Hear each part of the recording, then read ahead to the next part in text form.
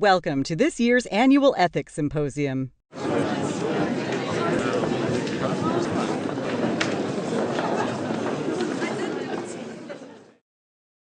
Hello, everyone. Thank you for coming to our session. A free market brings buyers and sellers together based on supply and demand for various products. It is an economic mechanism and a neutral one. However, the results of marketplace consumerism are not always neutral. The societal impacts of a free market depend upon the ethics that allow or prohibit buying and selling various commodities. Take the sale of ivory, for example. If ivory is bought and sold freely, the demand for ivory will result in the slaughter of thousands of elephants for their tusks. If we find that practice unethical, we can prohibit ivory sales, which will make it more difficult to buy and sell ivory and send a clear message about the ethics of ivory sales.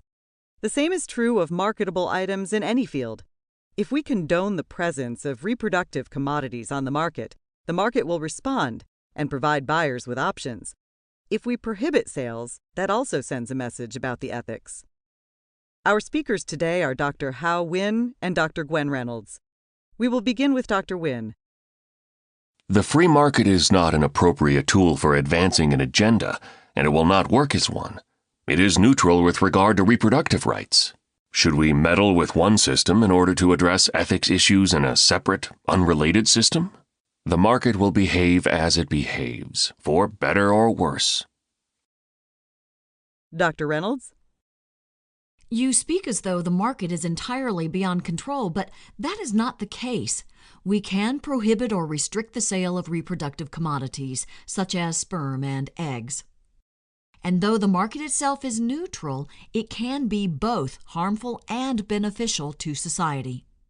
If cedarwood becomes trendy in home design and decorating, cedar trees may be cut down too quickly to allow areas to recover and regrow. The demand for cedarwood would be directly to blame for the destruction of cedar trees, even if the market itself merely facilitates buying and selling the commodity.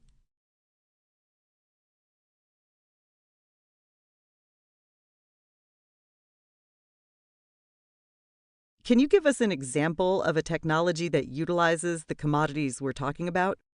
Most of these technologies address infertility.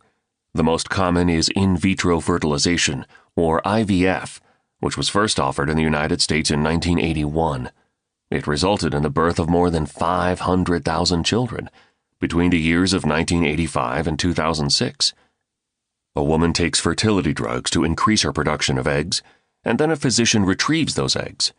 Then sperm is mixed with the eggs, and fertilization may take place. You can read more about IVF and other assisted reproductive technologies at the website listed in the Resources tab. Where does the problem arise with the commodities we're talking about? Assisted reproduction sometimes requires the use of sperm, eggs, or wombs from third parties who are not expected to play a role in raising the resulting children. When third parties become involved and are paid for their time and resources, ethical issues may arise. Also, the costs of these technologies are often prohibitive. Poorer couples dealing with infertility do not have the same options as well-to-do couples.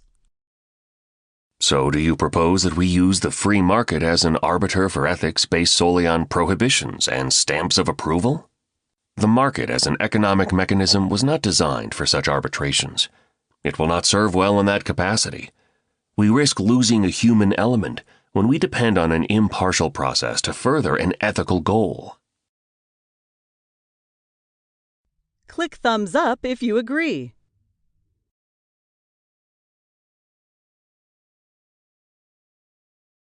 The impartiality can work to our advantage.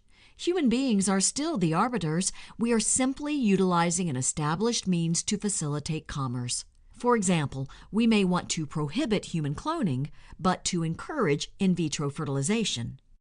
We can accomplish both through market regulation. We state cloning dangers by prohibition, whereas subsidies are given to in vitro fertilization, which would amount to that stamp of approval you mentioned. Both send strong signals, and the market stays the same, already in place, offering choices or blocking access. Click thumbs up if you agree.